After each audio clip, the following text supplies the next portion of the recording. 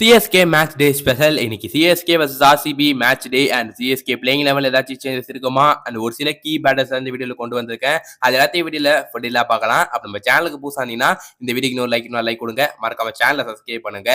இப்ப வாங்க guys video. CSK RCB மேட்சை பார்க்கறதுக்கு முன்னாடி ஷர்துல் தாக்கூர், லார்ட் தாக்கூர் இன்னொரு ப்ரூவ் பண்ணிருக்காருங்க. அவரை வேற லெவல்ல கலக்கிருக்காரு. எல்ஹெச்சி அணிக்குள்ள ஒரு ரீப்ளேஸ்மெண்ட் பிளேயரா வந்தாரு ரீசெண்டா. ஆனா அவர் ரீப்ளேஸ்மெண்ட் பிளேயரா வந்தவர் இப்ப எல்ஹெச்சியோட மெயினான பவுலர் ஆகி ஐபிஎல் பர்பிள் கப் போல்டரா இருக்காரு. நடந்து முடிஞ்சிருக்காரு 2 மேட்ச்ல.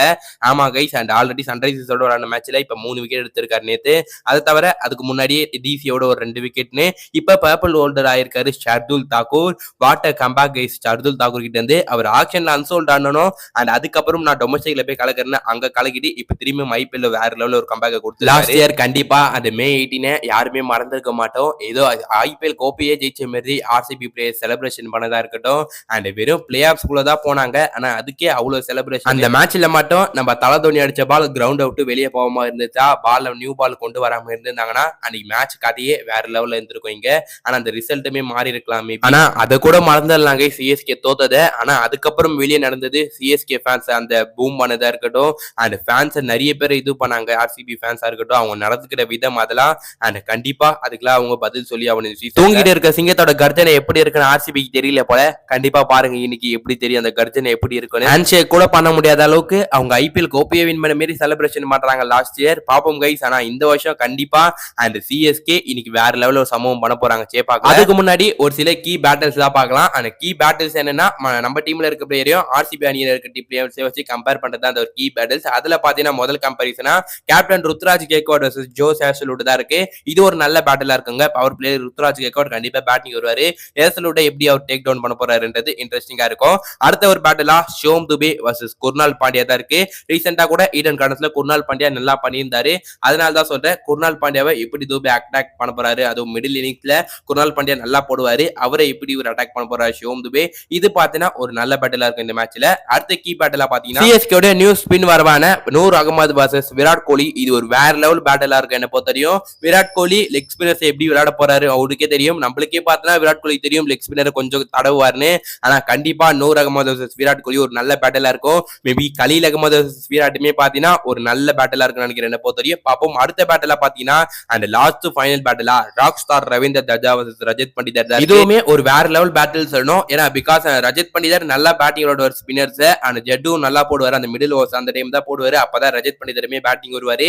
இவங்களோட கான்டெஸ்ட்மே பார்த்தீங்கன்னா என்ன பொறுத்தவரை இது ஒரு முக்கிய பேட்டிலா இருக்கும் சிஎஸ்கே vs ஆர்சிபி இந்த மேட்ச்ல. கீ பேட்டில்ஸ் ஆஃப் மேட்சஸ் நம்ம பார்த்தாச்சு. இப்ப அடுத்தா சிஎஸ்கேயோட பிளேயிங் லெவல்ல ஏதாச்சும் சேஞ்சஸ் இருக்குமா, லாஸ்ட் மேட்ச்ல இருந்து ஏதாச்சும் சேஞ்சஸ் சிஎஸ்கே கொண்டு வருவாங்களா பிளேயிங் லெவல்ல, அதை பார்க்கலாம். ஆல்ரெடி பார்த்தா நிறைய பேர் சொல்லிட்டு வராங்க தீபக் ஓடாவை சிஎஸ்கே கொண்டு வந்தாங்க.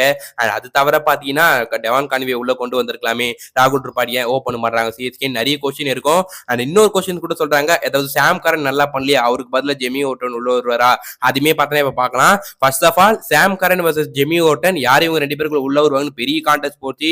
ஆனா ஃபைனலா சாம் கரன் நல்லா பண்ணி டீமுக்குள்ள வந்தாரு. பட் ரீசெண்டா சாமோட பெர்ஃபார்மன்ஸ் ஃபர்ஸ்ட் மேட்ச்ல நல்லா இருக்கா கேட்டீங்கன்னா இல்லங்க. ஒரே ஒரு போலிங் தான் போட்டாரு, 12 ரன் மேல கொடுத்தாரு முதல் ஓவர்ல.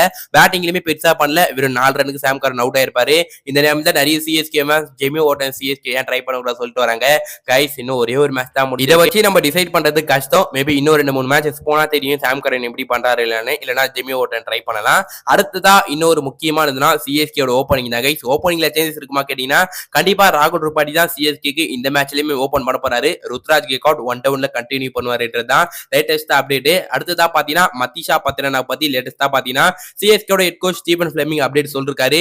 மதிஷா பத்ரனா இன்ஜுரி காரணமா தான் அவர் முதல் மேட்ச்ல விளையாடலன்னு இப்ப கன்ஃபார்ம் பண்ணிருக்காரு. அவர் வரக்கூடிய மேட்சஸ்லயுமே நான் இன்னைக்கு மேட்சஸ்லயுமே அவர் இருக்க மாட்டாரு மோஸ்டானு இப்போதைக்கும் ஸ்டீபன் ஃபிளெமிங் சொல்லிருக்காரு. மதிஷா பத்ரனாக்கு என்ன இன்ஜுரியும் சொல்லல.